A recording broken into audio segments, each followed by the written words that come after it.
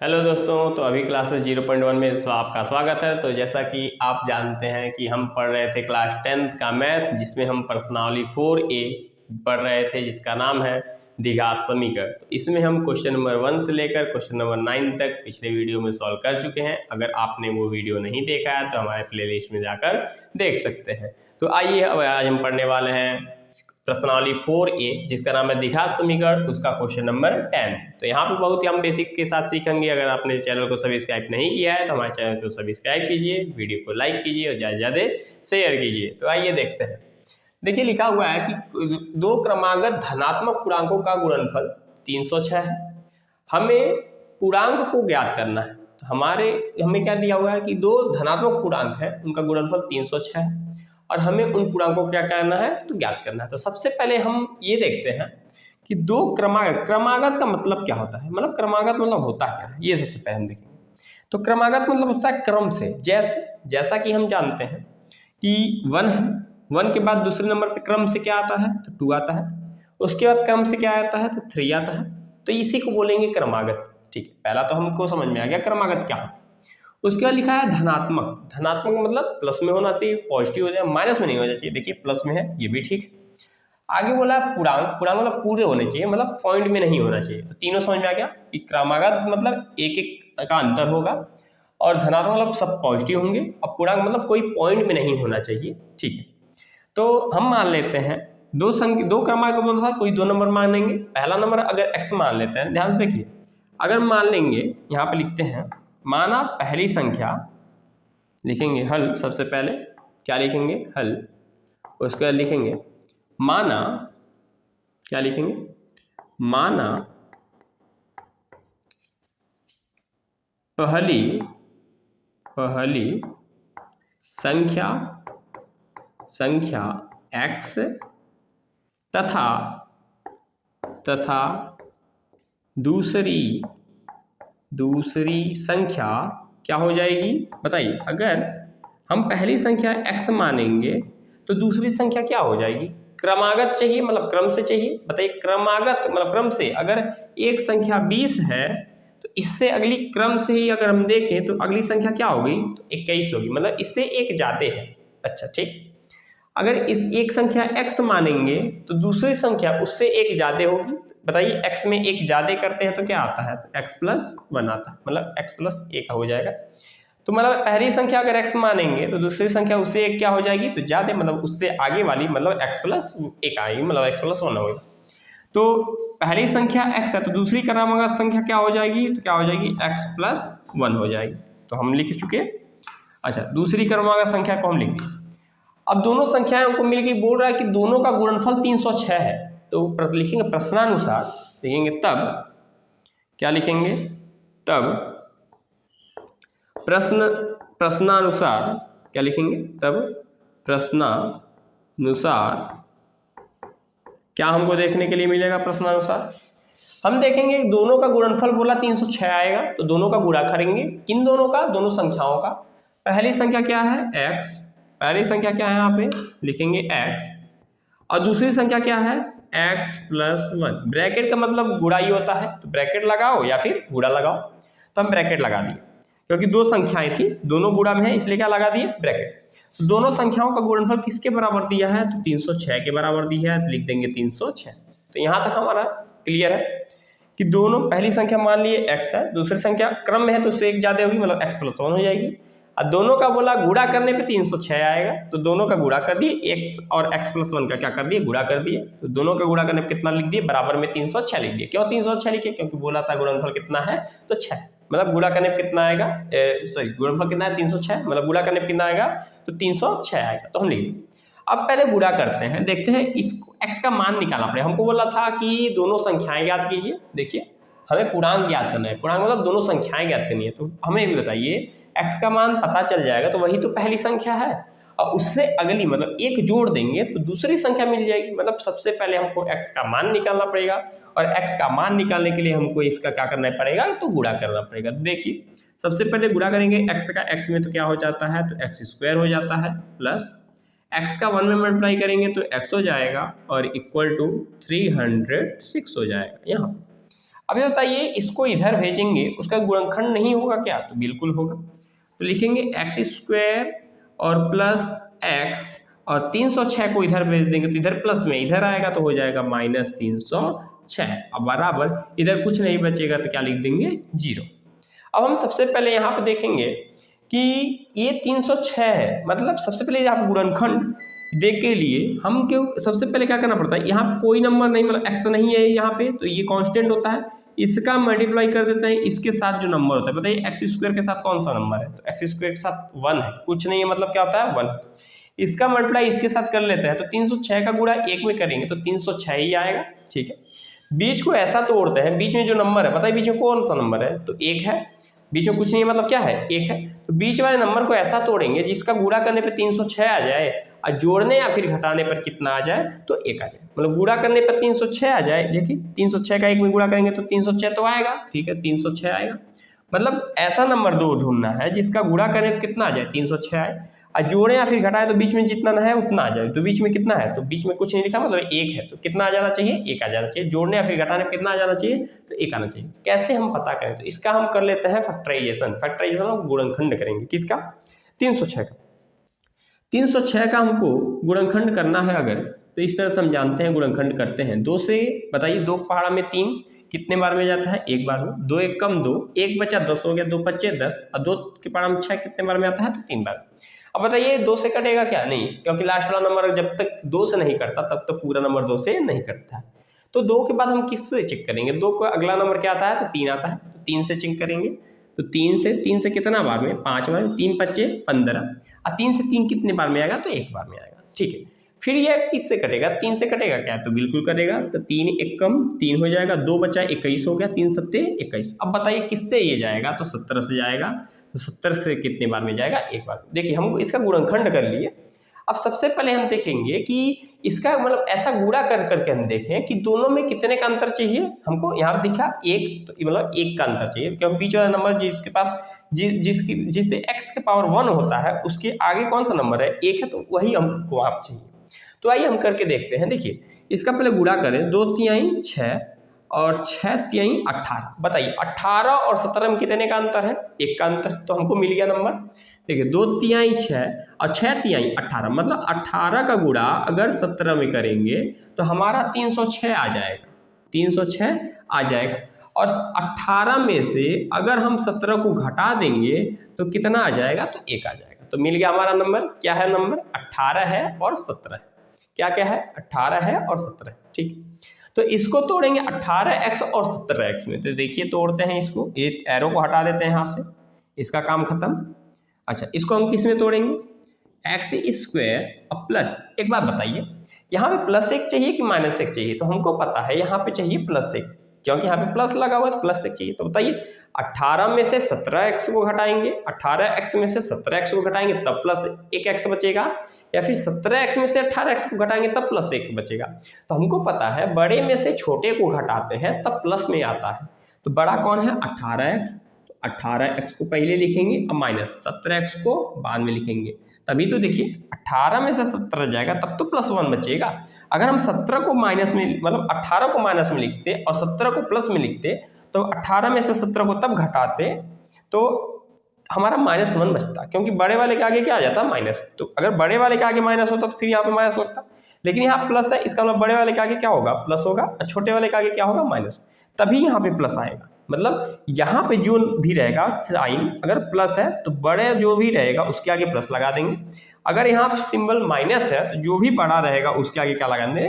Minus लगा देंगे। यहाँ पे प्लस था इसलिए बड़ा कौन था? 18x और 17x में तो 18x, इसलिए इसके आगे लगा दिए हम प्लस लगा दिए। अब आगे -306 है तो लिख देंगे 306, अब बराबर 0 है तो बराबर 0। बताइए इसको उतार दिए, 18x में से 17x जाएगा तो x बच जाएगा और 3 -306 है तो -306 बराबर 0 तो बराबर 0। अब देखिए यहाँ से क्या कॉमन हो सकता है? तो यहाँ से हमको दिख रहा है x कॉमन कर सकते हैं हम। अगर दोनों में से x कॉमन जो दोनों में जो सेम मिलता है उसको कॉमन करते हैं। x को कॉमन कर लिए तो यहाँ पे 1x बचेगा और प्लस यहाँ से x को कॉमन कर लिए तो यहाँ से क्या बच जाएगा? 18 बच जाएगा। यहाँ पे 2x था, x² मतलब 2x, 1x कॉमन हो गया तो x बचेगा, -17x है। अच्छा इन दोनों में से बताइए क्या कॉमन मिलेगा? एक बात बताइए यहाँ पे क्या बचा था x, तो यहाँ पे क्या बचेगा x, इसका मतलब क्या बाहर लेना पड़ेगा, तो -17, -17 को बाहर ले लेंगे तभी तो यहाँ पे जो है वही बचेगा यहाँ पे, तो -x, और यहाँ से माइनस तो बाहर हो ही गया, तो यहाँ पे बताइए 17 के बारे में कितने बार में, तो जब 17 से भाग करेंगे तो यहाँ पर 18 बचा, तो यहाँ भी क्या बचेगा, तो 18 ही बचेगा, मतलब इस ब्रैकेट में जो बचता है वही अगले ब्रैकेट में भी बचता है गुणनखंड। इक्वल टू क्या हो जाएगा, तो 0 हो जाएगा। अच्छा, इसको इरेज कर देते हैं, तो इसको इरेज करते हैं, यहाँ से इरेज है, इसको छोटा कर देते हैं, आपके काम आएगा। यहाँ से इसको छोटा करने की कोशिश करते हैं, ये गया।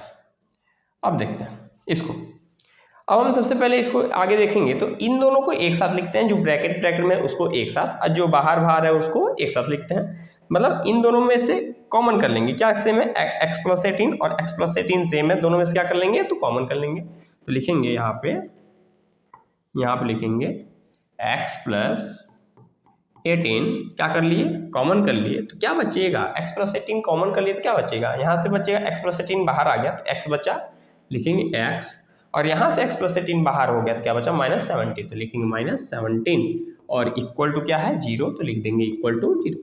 एक बार हम इसके बराबर 0 लिखते हैं, तो लिखेंगे जब, क्या लिखेंगे, जब, देखिए इसके बराबर 0 कब लिखेंगे, जब इसको भेज देंगे, ये गुणा है, ब्रैकेट मतलब क्या होता है, गुणा, तो जब ये नीचे चला जाएगा डिवाइड में तो भाग हो जाएगा, 0 हो गया, तो इसके बराबर क्या आ जाएगा, 0, तो लिखेंगे जब x + 18 = 0, क्या हो जाएगा यहाँ पे इक्वल टू 0, तब क्या हो जाएगा, x बराबर, ये इधर की तरफ जाएगा तो दूसरी तरफ जाएगा तो x का मान क्या आ जाएगा, -18 आ जाएगा, ये आएगा। लिखेंगे तथा जब क्या हो जाएगा, इसके बराबर 0 लिखेंगे, x - 17 =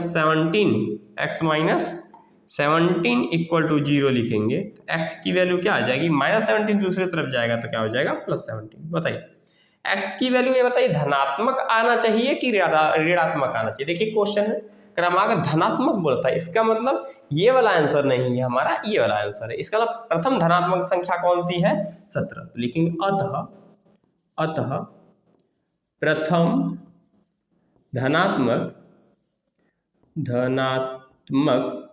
या फिर धनात्मक मत लिखिए, बस लीजिए अतः प्रथम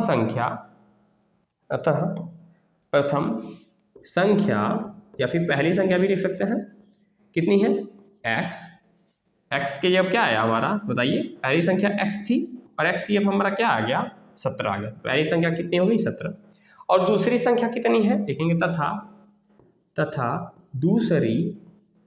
दूसरी संख्या, लिखेंगे संख्या कितनी थी, दूसरी संख्या हमको पता है, यहाँ पे देखिए x + 1 थी, तो वहाँ पे लिख देंगे x + 1, क्या लिखेंगे x + 1, बताइए x का मान 17 और +1 है, और दोनों को जोड़ देंगे तो कितना हो जाएगा, तो 18। तो ये इस तरह से हम बहुत आसानी से इसको सॉल्व कर लिए, पहले संख्या हो गई 17 और दूसरी संख्या हो गई 18। तो आइए देखते हैं अगला क्वेश्चन।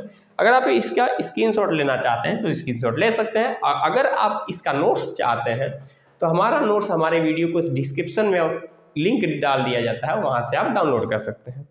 तो देखते हैं अगला क्वेश्चन। देखिए ये भी बहुत अच्छा क्वेश्चन है। यहाँ पर लिखा है कि एक रेलगाड़ी 480 किलोमीटर की दूरी समान चाल से तय करती है। यदि इसकी चाल 8 किलोमीटर प्रति घंटा कम हो जाती है तो वह उसी दूरी को तय करने में 3 घंटे अधिक समय लेती है। तो सबसे पहले यहाँ पर हमको पता होना चाहिए कि समय बराबर फॉर्मूला क्या होता है। लिखेंगे हल, क्या लिखेंगे, हल। अच्छा देखिए क्वेश्चन को समझिए पहले। क्वेश्चन बोल रहा है कि कोई रेलगाड़ी है, वो 480 किलोमीटर दूर जाती है, और 480 किलोमीटर दूर जाने में जो भी समय लगा रही है उसमें से जो उसका पहला स्पीड था उसमें से 8 किलोमीटर प्रति घंटा स्पीड को क्या कर ली, कम कर ली। अच्छा हमको जब पता है कि कोई भी गाड़ी, रेलगाड़ी हो, कुछ भी हो, कार हो, मोटरसाइकिल, जब भी स्पीड को कम करती है तो समय अधिक लगाती है। स्पीड कम होगा तो समय क्या लगेगा, अधिक होगा। बहुत फास्ट जाएगी, बहुत ज़्यादा स्पीड से जाएगी तो समय कितना लगेगा, तो कम लगता है। तो यहाँ देखिए जब वो स्पीड कम की 8 किलोमीटर प्रति घंटा तो उसको 3 घंटे अधिक लगे। 3 घंटे क्या लगे, अधिक लगे। ठीक, तो इसका मतलब है अगर हम ये पता कर लें कि पहले समय कितना लग रहा था और अब समय कितना लग रहा है तो दोनों में जो अंतर होगा वो कितने घंटे का है, 3 घंटे का है। ठीक है, तो पहले समय और अब के समय में अंतर कितना आएगा, 3 घंटे का। अच्छा एक बात बताइए, क्या पहले वाला समय अधिक होगा कि बाद वाला समय अधिक होगा? तो हमको पता है पहले वो जिस भी चाल से चल रही थी उसमें 8 किलोमीटर प्रति घंटा कम कर दी, मतलब बाद में स्पीड क्या कर दी, घटा दी। इसका मतलब बाद में स्पीड कम की तो इसका बाद वाला समय क्या होगा, अधिक होगा। तो बाद वाले समय में से पहले वाले समय को क्या करना पड़ेगा, तो घटाना पड़ेगा। तो वही काम करेंगे। सबसे पहले हम समय निकालेंगे। समय बराबर क्या होता है, लिखेंगे हम जानते हैं, लिखेंगे हम जानते हैं कि क्या होता है, समय बराबर क्या होता है, समय बराबर होता है दूरी बटे चाल। समय बराबर क्या होता है, तो दूरी बटे चाल होता है। ये फॉर्मूला हम पढ़ चुके हैं छोटे क्लासों में।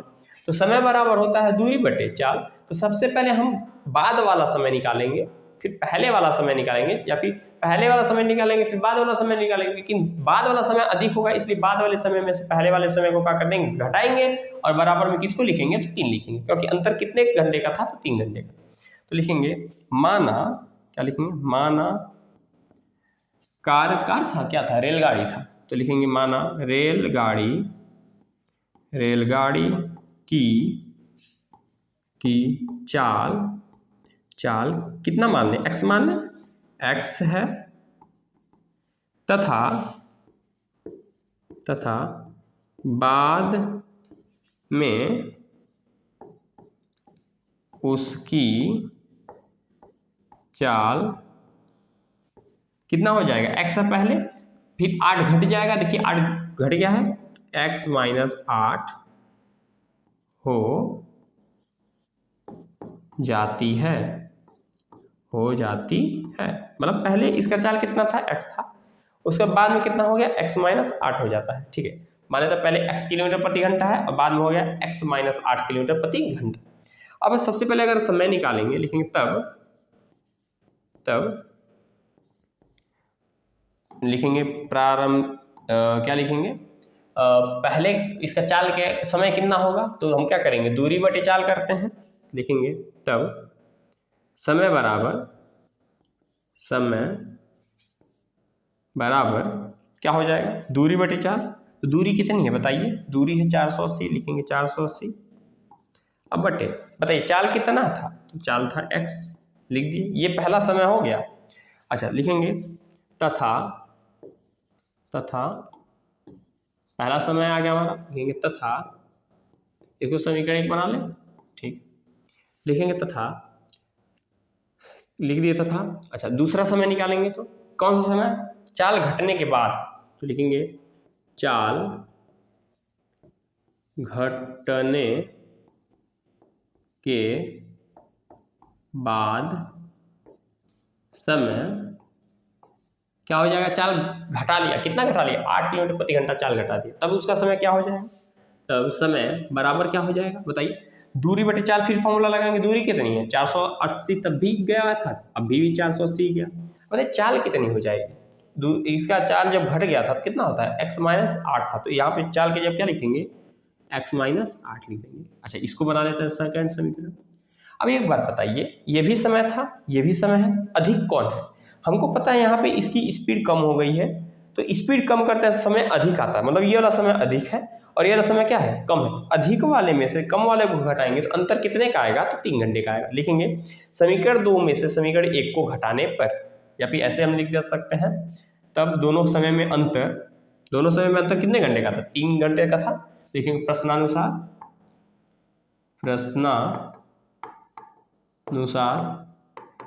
क्या मिलेगा हमको, देखिए हम अगर इस वाले समय से में से इस वाले समय को घटाएं तो 3 घंटे का अंतर आएगा, क्योंकि दोनों समय में कितने का अंतर था, तो 3 घंटे का अंतर था। तो लिखेंगे इस वाले समय को पहले क्या लिखेंगे, 480 बटे x - 8, इसमें से घटाएंगे किसको, 480 बटे x को, 480 बटे x को। देखिए बाद वाले समय में से पहले वाले समय को हम क्या कर लिए, घटा लिए, अब बराबर कितने घंटे का अंतर आएगा, तो 3 घंटे का अंतर आएगा। तो लिखेंगे 3 आवर, मतलब 3 घंटे। अच्छा, एक बात बताइए, यहाँ पे जो ये दिया था ये भी किलोमीटर में, ये भी घंटे में, तो किलोमीटर और घंटे में तो हमको कुछ चेंज करना नहीं है, इसको बस सॉल्व कर लेना है। तो सॉल्व करेंगे यहाँ से, तो क्या हो जाएगा, यहाँ पे देखिए इसका गुणा इधर करेंगे तो 480x हो जाएगा, 480x माइनस इसका गुणा इधर करेंगे, ध्यान से देखिए, इसको क्रॉस मल्टीप्लाई किए, इसको मल्टीप्लाई किए इधर, इसको मल्टीप्लाई करेंगे उधर तो क्या हो जाएगा, इसका गुणा उधर होगा। अच्छा एक काम और कर सकते हैं, इससे आसान काम है, ऊपर से इसको हम कॉमन कर लें।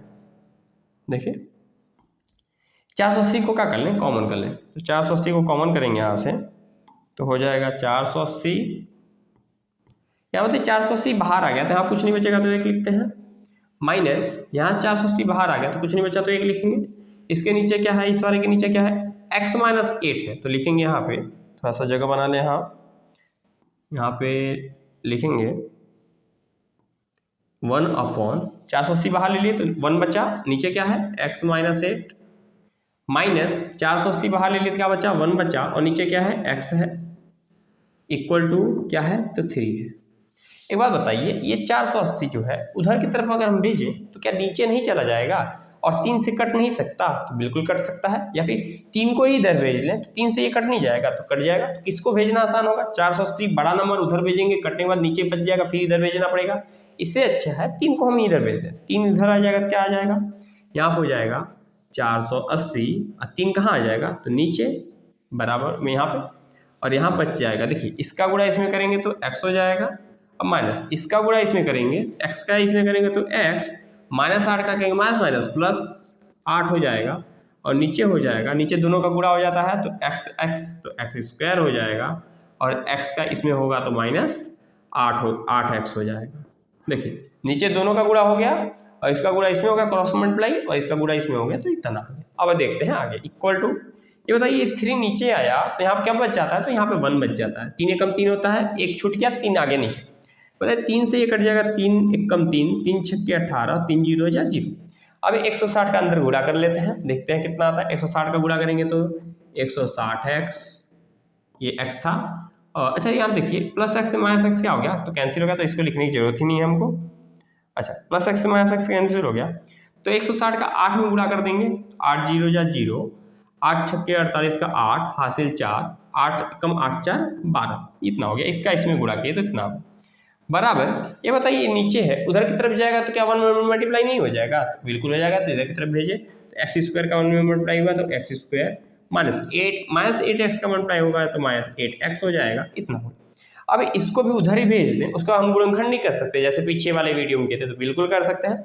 इसको दूसरी तरफ भेजेंगे तो क्या हो जाएगा, तो एक्स स्क्वायर लिखेंगे, एक्स स्क्वायर पहले इसको लिख देते हैं माइनस 8x, और ये दूसरी तरफ क्या तो माइनस में जाएगा माइनस 1280, और इक्वल टू क्या बच जाएगा, तो इक्वल टू कुछ नहीं बचता तो लिखते हैं 0।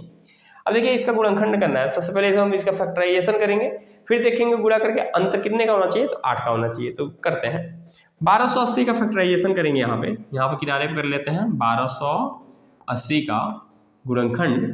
तो देखिए 2 से जाएगा 6 बार में, 2 बार में 6 बार में 12 आता है, 2 चौके 8 और 2 0 है 0, फिर 2 से 3 बार में, 2 बार में 0 में, 2 से 1 बार में, 6 बार में, 0 बार में, 2 से ये तो आपको आता ही होगा, 2 से 40 बार में, 2 से 20 बार में, और 2 से 10 बार में, और 2 से 5 बार में, और 5 से 1 बार में। अब देखिए ऐसा हम गुणा करके उसमें चेक करेंगे कि अंतर कितने का होना चाहिए, तो 8 का होना चाहिए। तो देखते हैं, देखिए 2 दूना 4, 4 दूना 8, 8 दूना 16, अच्छा यहीं भी रुक जाते हैं, याद रखिए 5 दूना 10, 10 दूना 20, और 20 दूना 40, ये 40 हो गया। अच्छा ये देखिए 2 दूना 4, 4 दूना 8, 8 दूना 16, 16 दूना 32, तो ये कितना आ गया 32। बताइए क्या इन दोनों का गुणा करने पे दोनों में अंतर कितने का, तो 8 का है, तो बिल्कुल हमको मिल गया, 8 का अंतर चाहिए था 32, और मतलब इसको यहाँ तक गुणा कर दिया, इसको यहाँ तक गुणा कर दिया, तो अंतर एक ऊपर वाला गुणा किया 32 आया, नीचे वाला गुणा किया 40 आया, दोनों में अंतर कितने का है, तो 8 का है, और यही हमको चाहिए था। अच्छा गुणा दोनों गुणा करते हैं तो कितना आ जाएगा, तो 1280 आ जाएगा, तो बिल्कुल। तो यहाँ पे हम इसको तोड़ देंगे किसमें, 32 और 40 में। अच्छा एक बार बताइए, पिछले वीडियो हम क्या बताए थे, मतलब पिछले क्वेश्चन में हम क्या बताए थे कि यहाँ पे जो रहेगा, जो साइन रहेगा तो वही बड़े वाले के सामने लगाना है। तो यहाँ बताइए क्या है, प्लस है कि माइनस, तो माइनस है, तो दोनों में बड़ा कौन है, तो 40, तो 40 के सामने क्या लगाएंगे माइनस, तो छोटे वाले के सामने क्या लगाएंगे, तो प्लस लगाएंगे। तो देखिए आगे करते हैं, देखेंगे एक्स स्क्वायर माइनस 40x और प्लस, प्लस में कौन रहेगा, तो 32x रहेगा, लेकिन 32x और माइनस 1280 इक्वल टू 0। अब बताइए क्या दोनों में से कुछ कॉमन नहीं मिलेगा, तो बिल्कुल मिलेगा। तो देखते हैं अगले पेज पे क्या है, एक्स स्क्वायर माइनस 40x, यहाँ पे देखते हैं एक्स स्क्वायर माइनस 40x, और क्या था, यहाँ था 40x प्लस 32x, लिखेंगे प्लस 32x और माइनस 1280 प्लस 32x और माइनस 1280 इक्वल टू 0। बताइए क्या कॉमन मिलेगा इन दोनों में से? तो इन दोनों में से हम जानते हैं x कॉमन मिलेगा तो 2x है, x बच जाएगा। x कॉमन मिलेगा तो यहाँ बचेगा माइनस 40। अच्छा इन दोनों में से बताइए क्या कॉमन मिलेगा? तो यहाँ पे x है तो यहाँ पे x ही बचाना है, तो क्या कॉमन करने का पड़ेगा? 32 एक्स्ट्रा है तो 32 को कॉमन करना पड़ेगा, तो 32 को कॉमन कर लेंगे तो बचेगा x और माइनस यहाँ 40 है तो यहाँ पे क्या बचेगा? तो 40 ही बचेगा और इक्वल टू क्या हो जाएगा? तो 0 हो जाएगा। अब बताइए इन दोनों को एक साथ कॉमन कर लेंगे तो x माइनस 40 को कॉमन कर लेंगे तो बचेगा क्या? तो दूसरे ब्रैकेट में बचेगा, इन दोनों को कॉमन कर लिए तो ये बचा x और प्लस ये बचा 32, मतलब इन दोनों ब्रैकेट वाले को क्या कर लिए कॉमन, तो यहाँ से बच गया x और यहाँ से बच गया 32 इक्वल टू क्या बच जाएगा? तो 0। एक बार हमको पता है इसके इक्वल टू 0 करते हैं, एक बार इसके इक्वल टू 0 करते हैं, तो देखते हैं। देखिए लिखेंगे जब इसके बराबर 0 तो x माइनस 40 इक्वल टू 0, तो x इक्वल टू क्या आ जाएगा? तो x इक्वल टू माइनस 40 उधर जाएगा तो प्लस 40 हो जाएगा। पहला आंसर तो ये आ गया। अच्छा दूसरा हम देखते हैं जब x प्लस 32 इक्वल टू 0 तो x इक्वल टू कितना हो जाएगा? जब इसके इक्वल टू 0 करेंगे, इसके इक्वल टू 0 प्लस 32 उधर जाएगा तो माइनस 32 हो जाएगा। अब बताइए दूसरा आंसर माइनस में, क्या स्पीड माइनस में होगी? तो बिल्कुल नहीं होगी। इसको स्पीड किस में होती है? धनात्मक होती है। तो ये धनात्मक स्पीड थी तो x का मान क्या हो जाएगा? 40 हो जाएगा। तो अगर x का मान 40 हो जाएगा बाद में उसकी स्पीड कितनी हो गई होगी? तो बाद में उसकी स्पीड 8 कम हो गई थी, मतलब 32 हो गई थी, क्योंकि 40 में से 8 घटाएंगे तो कितना आएगा? 32 आएगा। देखिए क्वेश्चन में क्या पूछ रहा था? क्वेश्चन में पूछा था हमें रेलगाड़ी की चाल ज्ञात करनी है, तो रेलगाड़ी की चाल 40 किलोमीटर प्रति घंटा है। लिखेंगे अतः, लिखेंगे क्या? अतः रेलगाड़ी की चाल, क्या लिखेंगे? अतः रेलगाड़ी की चाल 40 किलोमीटर प्रति घंटा या फिर पर आवर है। ये आ गया हमारा आंसर। तो इस तरह से हम बहुत ही आसानी से क्वेश्चन नंबर 11 को सॉल्व कर लिए। अब हम देखते हैं क्वेश्चन नंबर 12। तो यहाँ हम देखते हैं लिखा है कि एक आयताकार भूखंड का क्षेत्रफल 528 वर्ग मीटर है, क्षेत्र की लंबाई चौड़ाई के दोगुनी से एक अधिक है, हमें भूखंड की लंबाई और चौड़ाई ज्ञात करनी है। तो सबसे पहले क्या बोल रहा है? एक आयत है, देखिए आयताकार भूखंड बना लेते हैं। आयताकार भूखंड, क्या आयताकार भूखंड यही होता है? तो बिल्कुल यही होता है, आयताकार आयत के जैसा ही होगा। इसमें बोल रहा है इसका क्षेत्रफल 528 वर्ग है, ठीक, वर्ग मीटर है, मतलब मीटर स्क्वायर है, लिख दिए मीटर स्क्वायर। बोल रहा है कि क्षेत्र की लंबाई चौड़ाई के दोगुने से एक अधिक है, तो चौड़ाई मान लेते हैं x है, तो लंबाई चौड़ाई का दोगुना कितना हो जाएगा? 2x, और इस उससे एक अधिक, मतलब चौड़ाई अगर x मानेंगे उसका दोगुना 2x हो जाएगा और उससे एक अधिक। तो कर लिया हम। अब इन दोनों का गुणा करेंगे, क्योंकि क्षेत्रफल निकालने के लिए क्या करते हैं? लंबाई गुणे चौड़ाई करते हैं, दोनों का गुणा करेंगे, बराबर में लिखेंगे क्षेत्रफल को, वहां से गुणनखंड करके हम वहां से आंसर निकाल सकते हैं। देखिए करते हैं, लिखेंगे माना, पहले लिखेंगे हल, क्या लिखेंगे? हल, लिखेंगे माना आयताकार क्षेत्रफल या फिर भूखंड जो भी लिख दीजिए, क्षेत्रफल का चौड़ाई कितना मान लिए? तो हम कितना मान लिए? x है, ठीक है। तो उसका लंबाई क्या हो जाएगा? लिखेंगे तब उसकी लंबाई कितना बोला है? लंबाई कितनी हो जाएगी? x का दोगुना 2x प्लस 1 हो जाएगा, 2x प्लस 1 होगा, ठीक है, होगा, बिल्कुल होगा। तो यहाँ पर हम देखेंगे कि लिखेंगे, हम जानते हैं, क्या लिखेंगे? हम जानते हैं, क्या जानते हैं? हम फॉर्मूला तो जानते हैं क्षेत्रफल का, लिखेंगे हम जानते हैं कि क्षेत्रफल बराबर किसका क्षेत्रफल? आयत का क्षेत्रफल। तो आयत का क्षेत्रफल बराबर क्या होता है? लंबाई गुणे चौड़ाई होता है, ठीक है। अच्छा यहाँ पे लंबाई गुणे चौड़ाई होता है, तो यहाँ पे क्षेत्रफल बताइए कितना है? क्षेत्रफल दिया 528, क्षेत्रफल क्या लिख देंगे? 528 बराबर लंबाई कितना दिया है? तो लंबाई है x, लिख देंगे लंबाई, जब x नहीं है लंबाई है 2x प्लस 1, तो लिखेंगे 2x प्लस 1 और इंटू, बताइए चौड़ाई कितने? तो चौड़ाई x है, तो लिख देंगे चौड़ाई x। बताइए इन दोनों का गुणा करेंगे। अच्छा यहाँ पे देखिए ब्रैकेट में डाल दीजिए इसको, क्योंकि दोनों साथ में थे लंबाई, ये दोनों साथ में थे, इसलिए किसमें डाल देंगे तो ब्रैकेट में डाल देंगे, नहीं तो गलती हो जाएगी। अच्छा यहाँ पे 528 लिखेंगे, लेकिन 528 ये मीटर स्क्वायर था, इक्वल टू पता है एक्स का गुणा इसमें करेंगे तो 2 और एक्स का एक्स में करेंगे तो एक्स स्क्वायर हो जाता है, और प्लस एक्स का मल्टीप्लाई 1 में करेंगे तो एक्स बन जाए तो एक्स हो जाएगा। अब इसको भी उधर ही भेज देते हैं, कितना हो जाएगा 2x स्क्वायर, इसको लिख लीजिए प्लस एक्स और ये 528 उधर जाएगा तो माइनस 528 हो जाएगा। अब बराबर क्या बचेगा, बराबर कुछ नहीं बचेगा तो क्या लिखेंगे, जीरो लिखेंगे। अब बताइए इसका हमको गुणनखंड करना है, तो सबसे पहले ऐसा नंबर देखें। अच्छा सबसे पहले हमको क्या पता था कि इसका गुणा करते हैं इसमें, तो यहाँ पर 2 है, यहाँ क्या है 528, तो इसका गुणा इसमें करेंगे तो 1056 आएगा। कितना आएगा, दोनों का गुणा करेंगे तो 1056। फिर देखेंगे 1056 को गुणनखंड करेंगे और अंतर कितने का होना चाहिए, तो यहाँ पे x है, x के आगे कौन सा नंबर है, 1 है, कुछ नहीं होता तो 1 होता है, इसमें दोनों का अंतर कितना आना चाहिए, 1 आना चाहिए। देखिए इसका इसमें गुणा करेंगे कितना आएगा 556, यहाँ पे करके देखते हैं 556 आ रहा है, 1000 कितना आ रहा है, 1056 आ रहा है। अच्छा इसका 528 का गुणा 2 में किया तो कितना आ गया, 1056 आ गया। अब बीच में यहाँ कुछ नहीं है, मतलब कितना होता है, 1 होता है, मतलब दोनों का अंतर ऐसा गुणनखंड करेंगे तो ऐसा निकालेंगे कि गुणा करने पर 1056 आ जाए और अंतर कितना आ जाए, 1 आ जाए। तो इसका हम गुणनखंड कर देते हैं। बताइए 2 के पावर में जाएगा कितने बार में, 10, 5 बार में, और 2 के पावर में 5 कितना बार में, 2 बार में, और एक बच्चा इसमें से 16 हो गया, 2 8 16। 2 के पावर में 5, 2 बार में, 2 दूना 4 होता है, एक बच्चा 12, 2 6 12, और 2 पावर में 8 4 बार में, 2 पावर में 1 बार में, ये 3 बार में, ये 2 बार में, 2 पावर में 6 बार में 6 बार में, 2 पावर में 3 बार में, और ये भी 3 बार में, और ये 3 के पावर में 1 बार में, और ये 1 बार में। बताइए अंतर कितने का चाहिए, हमको अंतर 1 का चाहिए। देखते हैं, देखिए 2 दूना 4, 4 दूना 8, 8 दूना 16, और 16 दूना 32 होता है, और 11 तिहाई 33 होता है। मतलब यहाँ तक गुणा किए तो 32 आ गया, और यहाँ तक गुणा किए तो कितना आ गया, 33 आ गया। बताइए अंतर 1 का है कि नहीं, तो बिल्कुल है, अंतर 1 का। गुणा करने में कितना आ जाएगा, 1056 आ जाएगा। तो 32 और 33 मिल गया हमको, तो यही ले लेंगे नंबर 32 और 33।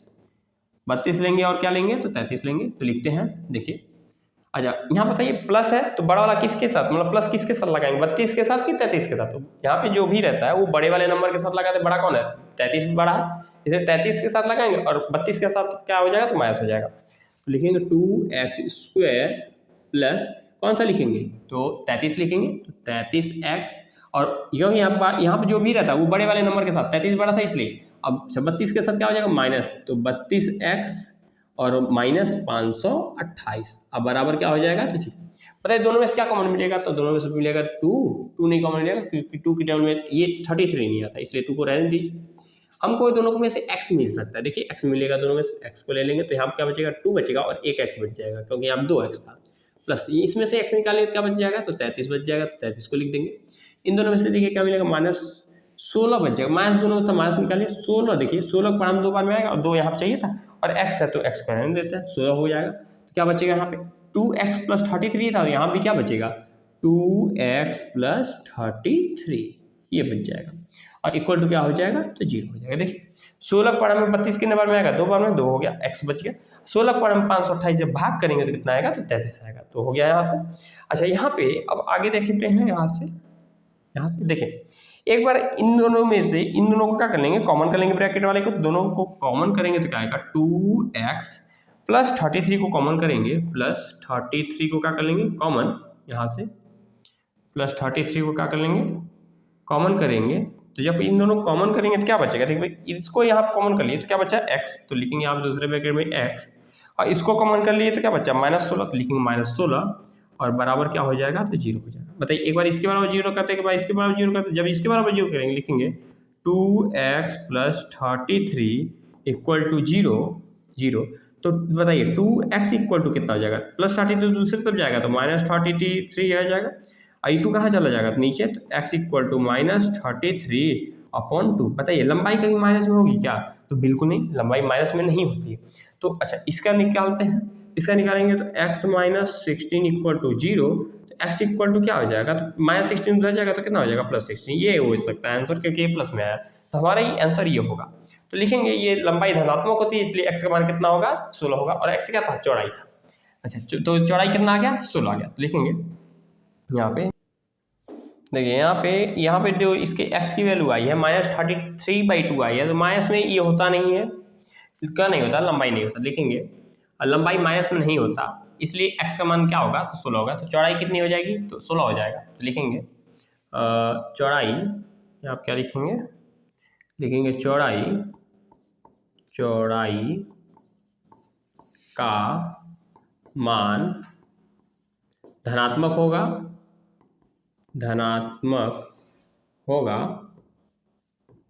होगा इसलिए क्या लिखेंगे, इसलिए चौड़ाई कितनी हो जाएगी, चौड़ाई बराबर क्या था, x था, और x का मान कितना आया है, तो 16 आया है। लिखेंगे तथा लंबाई कितनी थी, लंबाई देखिए यहाँ पर लंबाई कितनी थी, यहाँ पर लंबाई मान थे कहाँ गया, यहाँ पर थी, तथा उसकी लंबाई 2x+1 थी। तो क्या लिखेंगे, लंबाई कितनी थी, 2x+1 थी। तो 2 और x का मान 16 था और प्लस 1, बताइए 16 दूना 32, 32 में 1 जोड़ देंगे तो 33 आ जाएगा। लिखेंगे 33 मीटर, मीटर में था, हाँ बिल्कुल मीटर में था, लिखेंगे 33 मीटर। तो ये आ गया हमारा 33 मीटर और ये आ गया हमारा चौड़ाई 16 मीटर और लंबाई कितना आ गया 33 मीटर। और एक लास्ट क्वेश्चन बचा है जिसको हम देखते हैं, क्वेश्चन नंबर 13। इसका आपने अगर स्क्रीनशॉट नहीं लिया है तो स्क्रीनशॉट ले सकते हैं। ये देखते हैं क्वेश्चन नंबर 13। तो यहाँ लिखा हुआ है कि रोहन की माँ उससे 26 वर्ष बड़ी है, उसकी आयु का गुणनफल अब से 3 वर्ष पश्चात 360 हो जाएगा, हमें रोहन की वर्तमान आयु ज्ञात करनी है। तो लिखेंगे माना रोहन की वर्तमान आयु x है, लिखेंगे हल, क्या लिखेंगे, हल लिखेंगे क्या, सबसे पहले रोहन की वर्तमान आयु ज्ञात करें, रोहन की आयु को x मान लेते हैं। लिखेंगे माना रोहन की वर्तमान आयु कितनी है, x है, तब उसकी माँ की आयु कितनी हो जाएगी, बताइए। उसकी माँ क्या 26 वर्ष क्या है, बड़ी है, तो x में 26 जोड़ देंगे, वो x वर्ष का है तो उसकी माँ x+26 वर्ष की हो जाएंगी। तो ठीक है, तो उसके एज में क्या कर दिया हम, 26 जोड़ दिए, ठीक है, 26 साल बड़ा कर दिए उसकी माँ को। देखा उसकी आयु का गुणनफल अब से 3 वर्ष पश्चात 360 हो जाएगा। तो बताइए 3 वर्ष पश्चात क्या रोहन नहीं 3 साल बढ़ जाएगा और उसकी माँ भी 3 साल बढ़ जाएंगी, मतलब इसमें भी 3 साल जोड़ देंगे, रोहन को भी 3 साल बढ़ाएंगे, इसमें भी 3 साल बढ़ाएंगे और दोनों का गुणा करके किसके बराबर लिखेंगे, तो 360 के बराबर लिखेंगे, क्योंकि 3 साल के बाद गुणा करने पे 360 बोल रहा है। लिखेंगे तब, चाहिए या फिर लिख देते हैं तथा 3 वर्ष पश्चात उनकी आयु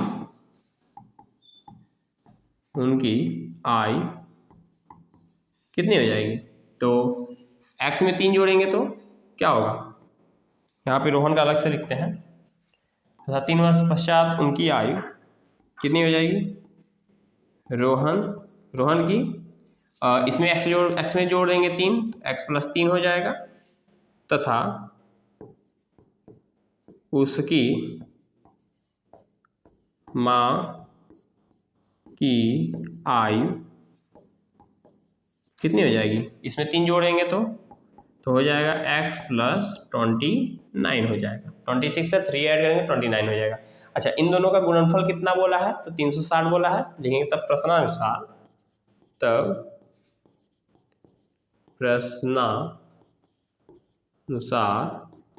क्या हो जाएगा, दोनों का गुणनफल कितना आएगा, तो 360 बोला था, दोनों का गुणनफल करते हैं, तो दोनों का गुणनफल करेंगे तो क्या हो जाएगा, x+3 और इसका x+29 बराबर कितना, 360 दिया है तो 360 लिख देंगे। देखिए 3 वर्ष के बाद दोनों को 3 साल बढ़ा दिए। देखिए रोहन की आयु x थी, उसकी माँ की x+26 थी, 3 साल दोनों में बढ़ा दिए तो x+3 हो गया, x+29 हो गया, दोनों का गुणनफल बोला था 360 आप के बराबर लिख दिए। अब दोनों का गुणा करेंगे और 360 को हम इधर की तरफ भेज देंगे, माइनस में आ जाएगा और उसका गुणनफल करके x का मान निकाल सकते हैं, और x का मान ही रोहन की आयु थी, वही हमको निकालने के लिए बोला गया था। तो गुणा करेंगे तो x का x में गुणा करेंगे तो x² आता है, x का 29 में गुणा करेंगे तो 29x आ जाएगा, 3 का x में गुणा करेंगे तो +3x आ जाएगा, और 3 का इसमें गुणा करेंगे 3 9 27 का 7 हासिल 2 और 3 दूना 6 और 2 8 हो जाएगा, बराबर 360 हो जाएगा। 360 इधर आ जाएगा तो माइनस में आ जाएगा, तो एक्स स्क्वायर प्लस बताइए 29 और 3 तो हो जाएगा 32x और यहाँ पर हो गया प्लस 87 और ये इधर की तरफ आ जाएगा तो -360 हो जाएगा और बराबर कितना हो जाएगा 0। अब ये बताइए इसको थोड़ा सा सॉल्व करते हैं। यहाँ बताइए यहाँ पे एक्स स्क्वायर है, लिखेंगे एक्स स्क्वायर और आगे है प्लस 32x, लिखेंगे प्लस 32x मतलब 32x। यहाँ देखिए ये प्लस में ये माइनस में तो घट नहीं जाएगा, तो 10 में से 7 गया तो बचेगा 3। कितना बचेगा 3। ये एक हासिल दे दिए 5 बचा, 15 में से 8 गया तो बचेगा 7 और यहाँ बच जाएगा 2 और यहाँ पे क्या है माइनस है तो यहाँ पे लगा देंगे माइनस बराबर क्या हो जाएगा 0। बताइए इसका गुणनखंड करना है, ऐसा कोई नंबर जिसका गुणा करने पे इतना आ जाए और जोड़ने या फिर घटाने में कितना आ जाए 32 आ गया। तो इसको हम पहले फैक्टराइज करके देखते हैं। तो फैक्टराइज करेंगे तो 273 है, इसको फैक्टराइज करेंगे। बताइए 3 के पारा में 3 9 27, 3 एकम 3, 3 के पारा में नहीं जाएगा, ये किसके पारा में जाएगा, ये 7 के पारा में जाएगा। यहाँ से इसको इरेज करते हैं पहले, किसके पारा में जाएगा, ये 7 के पारा में जाएगा। देखिए 7 के पारा में काटेंगे तो 7 एकम 7, 7 तिहाई 21, फिर 13 के पारा में काट देंगे 13 एकम 13। बताइए 3 7 21, यहाँ पे 21 हो रहा है। हमको देखिए अंतर कितना चाहिए, हमको 32 का अंतर चाहिए। अच्छा और जोड़ने पे कितना आ जाना चाहिए, गुणा करने पे कितना आ जाना चाहिए, गुणा करने पे आ जाना चाहिए 273। तो बताइए 3 7 21, 21 और 13 अगर जोड़ेंगे तो 3 और 1 4 हो जा रहा है और 2 और 1 3 हो जा रहा है, 34 हो रहा है। लेकिन चाहिए कितना हमको चाहिए 32। तो यहाँ क्या करेंगे 7 3 21 और 13 नहीं हो रहा है तो यहाँ पे इसका गुणा करें 13 7 91, फिर भी नहीं होगा। यहाँ पे 3 7 एकम 7 7, यहाँ देखिए 13 तिहाई 39 और 39 में से 7 घटा देंगे तो क्या आएगा 32, तो बिल्कुल आएगा। देखिए क्या करेंगे यहाँ पे इनको हम इरेज करें और इनको भी इरेज करें। देखिए यहाँ पे क्या कर सकते हैं, यहाँ पे इनका गुणा कर लें 13 तिहाई तो होता है 39, 13 तिहाई 3 तिहाई 9 और 3 एकम 3 इतना हो जाता है। और उसमें से अगर 7 को घटा दें, 7 को क्या करें घटा दें, क्या 32 नहीं आ जाएगा। हमको कितना चाहिए था, तो 32 चाहिए था और दोनों का गुणा कर देंगे 7 और 39 का तो कितना आ जाएगा 273 आ जाएगा। तो हम उनको 39 और 7 में तोड़ सकते हैं, मतलब ये 7 माइनस में रहेगा, 39 में रहेगा तो प्लस में रहेगा। लिखेंगे x square plus 39x minus 7x और माइनस 273 बराबर 0। बताइए दोनों में से क्या कॉमन मिलेगा, तो x कॉमन मिल जाएगा। तो यहाँ से 2x था, 1x कॉमन हो गया तो 1x बचा, बस 1x कॉमन हो गया तो क्या बचा 39 बचा। यहाँ से बताइए दोनों में से माइनस कॉमन मिलेगा, 7 कॉमन मिलेगा तो यहाँ बच जाएगा x, माइनस 7 कॉमन कर लिए तो माइनस 7 कॉमन तो x बचा माइनस। बताइए यहाँ से माइनस तो कॉमन हो गया तो यहाँ क्या बचेगा प्लस हो जाएगा। 7 के पारा में 27 से कम 7 तिहाई 21 होता है और 7 9 63 होता है और बराबर क्या बच जाएगा तो 0 बच जाएगा।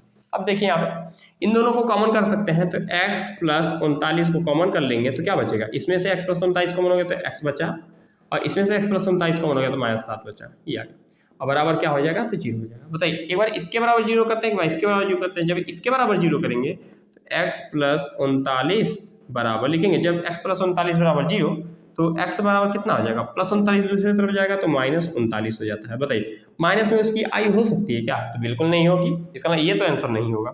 ठीक है, ये आंसर नहीं होगा तो कौन सा आंसर होगा, तो इसको पहले हटाते हैं, यहाँ से इधर कर देते हैं। ठीक है, तो ये आंसर नहीं होगा तो कौन सा आंसर हो सकता है, तो यहाँ देखिए, यहाँ देखिए एक बार इसके बराबर 0 किए तो x की वैल्यू माइनस 39 आ गई। और जब इसके बराबर 0 करेंगे x माइनस 7 बराबर 0, x का मान कितना आ जाएगा तो माइनस 7 दूसरी तरफ जाएगा तो क्या हो जाएगा प्लस 7, तो ये वाला आंसर आ जाएगा। तो आयु हमेशा धनात्मक होती है, इसलिए उसकी रोहन की आयु कितनी हो जाएगी 7 हो जाएगी। लिखेंगे आयु हमेशा धनात्मक होगी,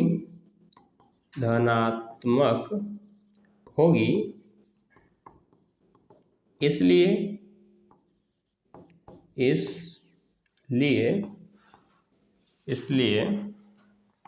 क्या हो जाएगा,